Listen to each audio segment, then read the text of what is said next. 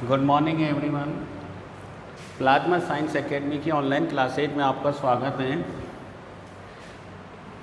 मैंने BSc third year के अंदर जो टॉपिक चालू किया है वो कार्बोहाइड्रेट किया हुआ है, जिसकी आज लेक्चर 8 मतलब 8वीं क्लास होगी। इस 8वीं क्लास के अंदर जो सवाल है वो सवाल ये है कि निम्न पर टिप्पणी लिखिए। ये सवाल इस राजस्थान यूनिवर्सिटी और कोटा यूनिवर्सिटी के एग्ज़ाम में सबसे ज़्यादा पूछा गया सवाल है, जिसमें सवाल आता है निम्न पर टिप्पणी लिखिए। एक है एपीमरीकरण और दूसरी है लॉपरी डी ब्राइन वॉन एकेन्स्टाइन पुनर्विन्यास अभिक्रिया। ये दो हैं, पहला तो है एपीमरीकरण और दूसरा है लॉपरी डी ब्राइन वॉन एकेन्स्टाइन पुनर्विन्यास अभिक्रिया। तो देखिए, सबसे पहले अपन एपीमरीकरण देखते हैं कि एपीमरीकरण क्या होता है। एपीमरीकरण में एक शर्करा दूसरी शर्करा के अंदर अंतः परिवर्तित होती है। दूसरी बात यह है कि जिनका जो C2 विन्यास है, कौन सा, ये 1 है और ये 2 है, जिनका C2 विन्यास अलग होना चाहिए, जैसे डी ग्लूकोस और डी मैनोस। डी ग्लूकोस और डी मैनोस का सूत्र सेम होता है, दोनों में जो अंतर होता है वो कौन से नंबर कार्बन पर होता है, C2 कार्बन पर होता है। डी ग्लूकोस के अंदर जो OH समूह है वो कहाँ पर होता है, राइट साइड होता है, और डी मैनोस के अंदर जो OH ग्रुप है वो कहाँ पर होता है, लेफ्ट साइड में होता है।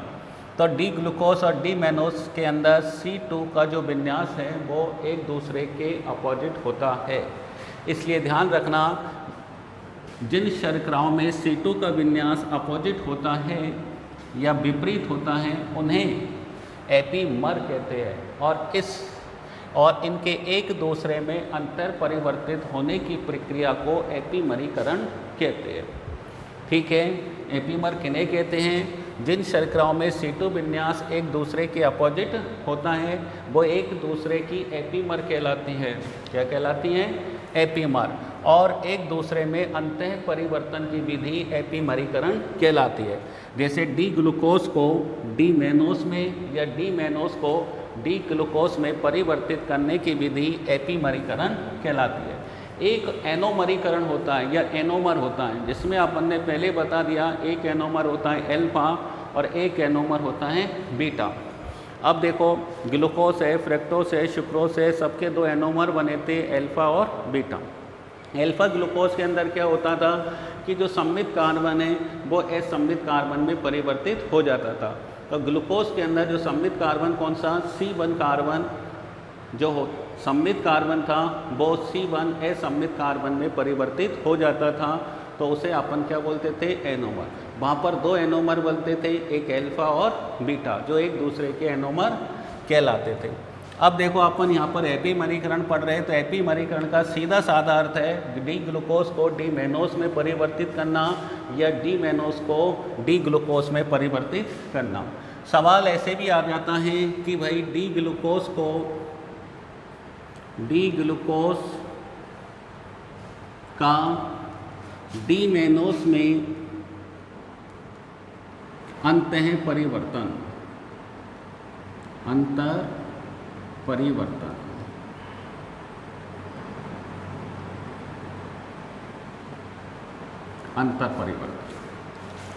तो एपीमरीकरण या फिर ये आ जाए, दोनों में कोई अंतर नहीं है। डी ग्लूकोस का डी मैनोस में अंतर परिवर्तन, तब भी अपन को यही अभिक्रिया लिखनी है। तो ये मैंने किसका सूत्र लिखा है, डी ग्लूकोस का सूत्र लिखा है। अपन को किस में चेंज करना है, डी मैनोस के अंदर चेंज करना है। तो देखिए, सबसे पहले अपन इसका ऑक्सीकरण कराते हैं, और जो इसका ऑक्सीकरण कराते हैं तो किसकी उपस्थिति में कराते हैं, ब्रोमीन वाटर की उपस्थिति में कराते हैं।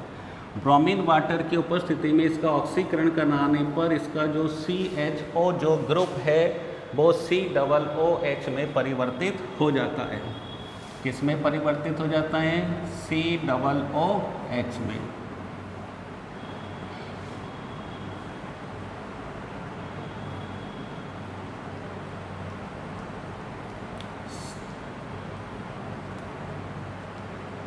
तो यहाँ देखो, ये ऑक्सीकरण हो गया, जिसमें अपन जानते हैं CHO ग्रुप किस में चेंज हो जाता है, COOH में चेंज हो जाता है।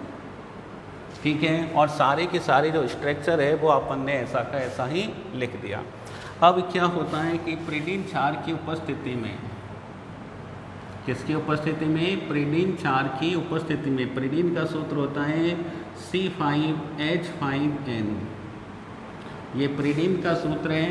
प्रीडीन क्षार की उपस्थिति में देखो क्या होता है, अगर अपन देखें तो ये जो वाला बॉन्ड है वो कहाँ चला जाता है, यहाँ पर। जब ये वाला बॉन्ड यहाँ जाएगा तो ये वाला बॉन्ड कहाँ पर आ जाएगा, यहाँ पर।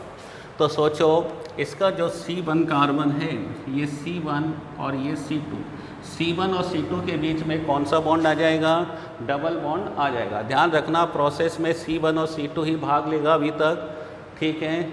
ये 30 से लेकर 6 तक कार्बन भाग नहीं लेंगे अभी। तो अपन को इन दोनों से मतलब है, यहाँ पे भी 1 2 था, यहाँ पे भी 1 2 है। तो देखो C1 और C2 के बीच में कौन सा बॉन्ड आ जाएगा, डबल बॉन्ड आ जाएगा।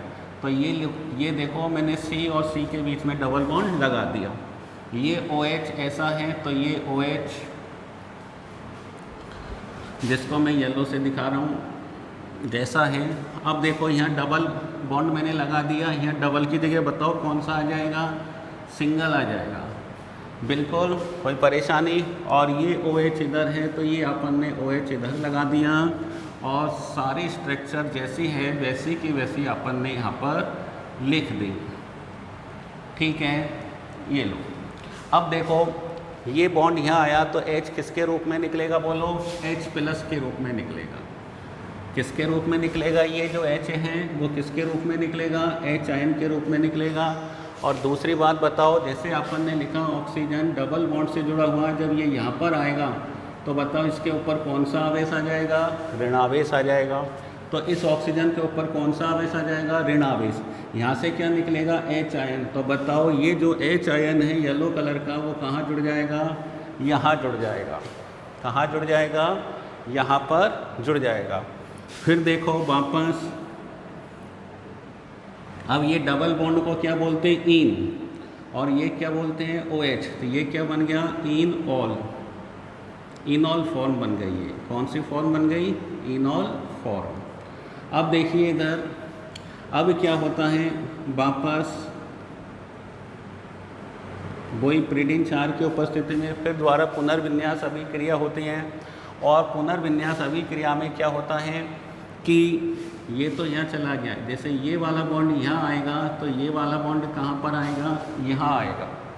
ठीक है, तो आप देखो क्या बना, HOC, ये वाला बॉन्ड उठकर यहाँ आएगा तो बताओ यहाँ पर क्या बन जाएगा, डबल बॉन्ड O।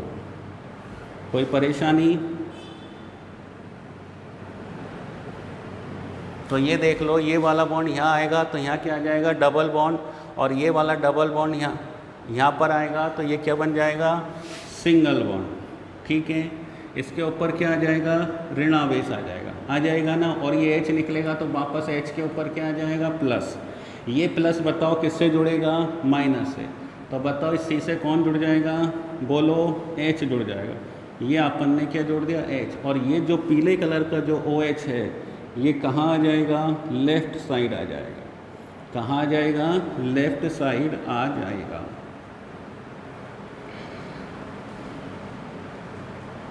यहाँ पर इसका विन्यास बदल गया।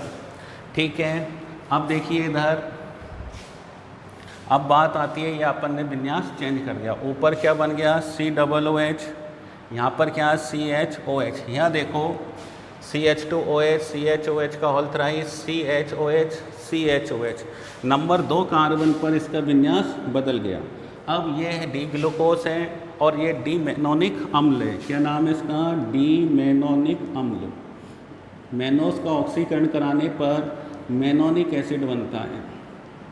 अब देखिए मेनोनिक अम्ल, अब अपन को COOH ग्रुप को किस में चेंज करना है, CHO में चेंज करना है। तो देखो अगर ऐसी अभिक्रिया आती है तो मैंने भी आपको पहले बता दिया था, इसको क्या करो, गर्म करो। गर्म करेंगे तो क्या बाहर निकल जाएगा, H2O बाहर निकल जाएगा। क्या बाहर निकल जाएगा, H2O बाहर निकल जाएगा और क्या बनेगी, लैक्टोन बने बनेगी। क्या बनेगी, लैक्टोन बने बनती है, जो मैं पहले भी बता चुका हूँ, गामा लैक्टोन बने। ठीक है, जहाँ अपन ने एक एल्डोहेक्सोस शर्करा को एक कीटोहेक्सोस में चेंज किया था, तो वहाँ पे भी काम आती है। तो देखो जब इसको अपन गर्म करेंगे तो 1 नंबर कार्बन और 4 नंबर कार्बन से क्या बाहर निकलेगा, H2O बाहर निकलेगा। क्या बाहर निकलेगा, H2O। मतलब यहाँ से तो क्या निकलेगा, OH। क्या बाहर निकलेगा, OH। और एक स्थान से क्या निकलेगा, H। अब देखो इधर 1 2 3 और ये 4, ये 5 CHOH और ये CH2OH। ये पहला कार्बन और ये चौथा कार्बन।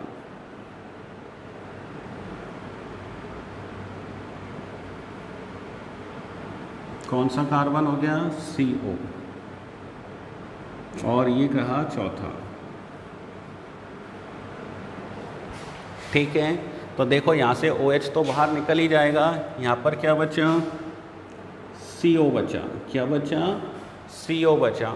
दूसरे नंबर कार्बन पर देखो OH इधर की साइड है तो इधर ही जोड़ दो, H इधर की साइड है तो इधर ही जोड़ दो। बाकी चीज़ CHOH। और यहाँ पर भी क्या बनेगा, CH, ये लो। ठीक है, अब आप देख लो, क्योंकि यहाँ पे भी क्या था, CHOH था, यहाँ पे भी क्या था, CHOH था। तो आप देख लो OH कहाँ से निकल गया, यहाँ से निकल गया। और CHOH में से क्या निकला, सिर्फ H निकला। क्या निकला, यहाँ से H निकला। और जो ऑक्सीजन है वो ये रहा। तो ये क्या बन गया, गामा लैक्टोन बन गया। और इस गामा लैक्टोन का यदि अपन क्या करा दें, अपचयन करा दें, जिंक अमलगम और HCl की उपस्थिति में यदि अपन इसका अपचयन करा देते हैं तो देखो क्या होगा, ये जो बलें हैं किस में चेंज हो जाएगी, CHO में चेंज हो जाएगी। CHO, CHOH, बाकी का ऐसा ही लिख दो, CHOH, ये भी CHOH में चेंज हो जाएगा। तो देखो इसका क्या हो जाएगा, ऑल थ्राइस और CH2OH। क्या बन गया, ये डीमेनोस, जिसमें 2 नंबर कार्बन पर विन्यास अलग है और सारी एक जैसी। तो अपन ने इसका अपचयन करा दिया, एक H यहाँ जुड़ गया और एक H यहाँ जुड़ गया। तो ये बन गया CHO में और ये बन गया CHOH में। तो इस प्रकार से अपन डी ग्लूकोज को डीमेनोस में अंतर परिवर्तित कर लेते हैं। और ये अभिक्रिया क्या कहलाती है, एपीमरीकरण अभिक्रिया कहलाती है। इसके बाद अब अपन दूसरे नंबर पे आते हैं, लॉबरी डी ब्राइन बॉन एकेनस्टाइन पुनर्विन्यास अभिक्रिया। परीक्षा में अपन को ज़्यादा कुछ नहीं लिखना, ये ध्यान रखना। तो अपन लिख देंगे कि जो शर्कराएँ होती है उनमें C2 विन्यास एक दूसरे के विपरीत होता है तो उन्हें एनोमर कहते हैं। और एक सैकेराइड को या एक शर्करा को दूसरी सैकेराइड में बदलने की विधि एपीमरीकरण कहलाती है। ठीक है, और उसके बाद में ये अपन को एग्जाम्पल्स बताना है और कुछ नहीं लिखना है। ठीक है ना। तो अब देखो सेकंड नंबर है अपनी लॉबरी डी ब्राइन वॉन एकेनस्टाइन पुनर्विन्यास अभिक्रिया। तो देखो इस अभिक्रिया के अंदर क्या होता है कि एक होता है डी ग्लूकोज, एक होता है डी फ्रक्टोज और एक होता है डी मैनोज। इनमें से किसी की भी अभिक्रिया तनुछार के साथ यदि अपन कराते हैं तो अपन को डी ग्लूकोज, डी फ्रक्टोज और डी मैनोज का साम्य मिश्रण प्राप्त होता है। इस अभिक्रिया को अपन लॉबरी डी ब्राइन वॉन एकेनस्टाइन पुनर्विन्यास अभिक्रिया कहते हैं। कहने का मतलब चाहे अभिक्रिया डी ग्लूकोज से कराएं तनुछार के साथ, चाहे अभिक्रिया डी मैनोज की कराए तनुछार के साथ, चाहे अभिक्रिया डी फ्रक्टोज की कराए तनुछार के साथ, तीनों का साम्य मिश्रण प्राप्त होता है। और इस अभिक्रिया को लॉबरी डी ब्राइन बॉन एकेनस्टाइन पुनर्विन्यास अभिक्रिया कहते हैं। तो देखो मैंने ये लिख दिया डी ग्लूकोज, यह लिख दिया। और ये भी अपन जानते हैं डी ग्लूकोज हो चाहे डी फ्रक्टोज हो चाहे डी मैनोज हो, उसका ये वाला जो पार्ट है वो कैसा होता है, समान होता है सभी में तीनों में किस में होता है, समान होता है। ठीक है, जो भी परिवर्तन होता है वो पहले कार्बन और दूसरे कार्बन पर होता है। तो आप देखिए, जब ये अपन ने सबसे पहले जैसे डी ग्लूकोज लिखा तो अभी अभी अपन ने बताया था एपीमरीकरण, जिसमें कोई भी दो समावयवी हो या कोई भी दो समावयवी शर्करा हो जिनका C2 विन्यास अपोजिट होता है, वो एक दूसरे के एपीमर कहलाते हैं और उनको एक दूसरे में परिवर्तित करने की विधि एपीमरीकरण कहलाती है। तो उसमें भी अपन ने डी ग्लूकोज का पहले क्या कराया था, ऑक्सीकरण कराया था, जिसमें CHO समूह किसमें चेंज हो गया था, COOH में। फिर प्रीडीन क्षार के साथ अभी क्रिया कराई थी, तो देखो उसमें भी अपन ने बताया था ये वाला जो बॉन्ड है वो कहाँ चला जाएगा, यहाँ, और ये वाला बॉन्ड कहाँ चला जाएगा, यहाँ। इसका मतलब पहले और दूसरे कार्बन के बीच ये इसका पहला कार्बन है और ये इसका दूसरा कार्बन है। दोनों कार्बन के बीच में देखो कौन सा बॉन्ड आ जाएगा, डबल। ये देखो, ये मैंने येलो कर दिया, कौन सा बॉन्ड हो गया, डबल बॉन्ड हो गया, एक वाइट और एक येलो बन गया। ठीक है, और यहाँ देखो, यहाँ डबल बॉन्ड है तो यहाँ पर क्या आ जाएगा, ऑक्सीजन के ऊपर ऋणावेश आ जाएगा और सिंगल बॉन्ड हो जाएगा, और ये क्या है, हाइड्रोजन। ठीक है, ये बन गया। अब सोचो यहाँ से ये बॉन्ड हटेगा तो H के ऊपर क्या आएगा, प्लस, और प्लस किसके साथ जुड़ जाएगा, H के साथ। तो ये अपन ने H जोड़ दिया और ऋणावेश खत्म हो जाएगा। ठीक है, अब क्या बचा, OH। तो OH को अपन ऐसे कैसा लिख दो, ये O और ये H। ठीक है, अब देखो C डबल बॉन्ड C क्या होता है, ईन। एक OH ये रहा, एक OH ये रहा, दो OH है तो इसका नाम हो जाएगा ईन डाईऑल। क्या हो जाएगा, ईन डाईऑल। तो देखो पहले इसका मतलब ये हुआ, चाहे अभिक्रिया ग्लूकोज की कराए, चाहे फ्रक्टोज की कराए, चाहे मैनोज की कराए, सबसे पहले वो कौन सी फॉर्म में चेंज होता है, वो ईन डाईऑल में चेंज होता है। अब ईन डाईऑल से देखो जब ये कैसे पुनर्विन्यास होती हैं, देखो इधर ये मैंने सिंगल बॉन्ड लगा दिया। ठीक है, अगर आप सोचो कि ये वाला जो बॉन्ड है वो वापस यहाँ आता है, कहाँ आता है, यहाँ आता है, तो सोचो ये यहाँ पर आएगा तो H के ऊपर ये जो H येलो कलर का है H, मैं इसको यहाँ लिख देता हूँ, बोलो H के ऊपर क्या आएगा, प्लस आ जाएगा। और सोचो फिर ये वाला बॉन्ड यहाँ आएगा वापस, तो इस कार्बन के ऊपर क्या आ जाएगा, माइनस आ जाएगा। क्या आ जाएगा, माइनस आ जाएगा। ठीक है ना, तो बोलो इस कार्बन के ऊपर क्या आ जाएगा, माइनस। तो बोलो ये H प्लस कहाँ जुड़ेगा, कार्बन से। तो यहाँ पर बोलो कौन सा बॉन्ड हो जाएगा, डबल बॉन्ड हो जाएगा। देखो एक तो ये वाइट का रहा और ये जो अपन ने रेड कलर में दिखाया है एरो का निशान, तो रेड लगा दो, इससे अपन को पता रहेगा। ठीक है, तो ये वाला बॉन्ड, ये रेड वाला यहाँ आ गया, इससे H जुड़ा हुआ है तो इस H को अपन ने इसको ऐसा कैसा जोड़ दिया। तो देखो अभी अभी जो अपन ने एपीमरीकरण की क्रिया बताई थी कि ये बॉन्ड यहाँ और ये बॉन्ड जब यहाँ आएगा तो कार्बन के ऊपर ऋणावेश आएगा और इस ऋणावेश से कौन जुड़ जाएगा, H आयन जुड़ जाएगा। ये लो मैं जोड़ रहा हूँ, येलो कलर का H आयन जुड़ा है तो ये येलो कलर का अपन ने यहाँ जोड़ दिया, और ये जो OH है इसका पुनर्विन्यास हो जाएगा, अर्थात इसका विन्यास चेंज हो जाएगा। ये लो, तो ये बन गया। किसका सूत्र है, देखो OH केवल इसका अपोजिट बन रहा है, इसमें लेफ्ट साइड है, इसमें राइट साइड है, तो OH लेफ्ट साइड होता है तो ये बन जाता है डी मेनोस, क्योंकि मेनोस भी एल्डिहाइड होता है। ठीक है ना, तो ध्यान रखना जब ऊपर से ये बॉन्ड चेंज करेंगे तो इसका विन्यास बदल जाएगा। अब ऐसा भी तो हो सकता है कि ये वाला बॉन्ड यहाँ आ जाए। ठीक है, जब ये वाला बॉन्ड यहाँ आएगा तो ये वाला बॉन्ड कहाँ चला जाएगा, इस कार्बन के ऊपर चला जाएगा। ठीक है, तो यहाँ देखो ये अपन ने दूसरे नंबर कार्बन की बात करें, ये पहला कार्बन है, ये दूसरा कार्बन है। जब ये वाला बॉन्ड यहाँ आएगा तो देखो ये वाइट है, ये येलो में दिखाया तीर का निशान, तो मैंने ये येलो लगा दिया। अब यहाँ देखो क्या आया, O। यहाँ से कौन निकल गया, वही H प्लस निकल गया, ये वाला निकल गया H प्लस। ठीक है, अब ये वाला बॉन्ड यहाँ जाएगा तो देखो यहाँ कौन सा बॉन्ड हो गया, सिंगल कार्बन है, ये H इससे जुड़ा हुआ है, तो ये H अपन ने इससे जोड़ दिया, ठीक है, और ये यहाँ गया तो ये पूरा OH इससे जुड़ा हुआ है, तो ये अपन ने OH इससे जोड़ दिया।